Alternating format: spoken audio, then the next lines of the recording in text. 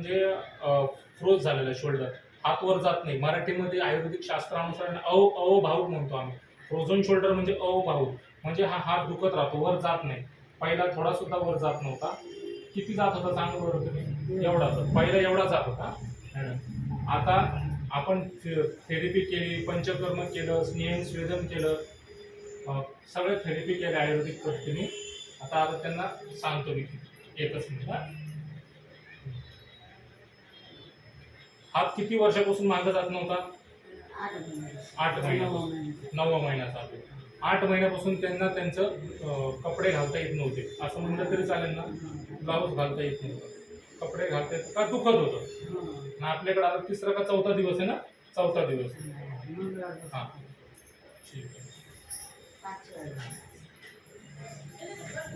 ढिला सोडा, हात ढिला सोडा, मोकळा सोडा, एकदम मोकळा.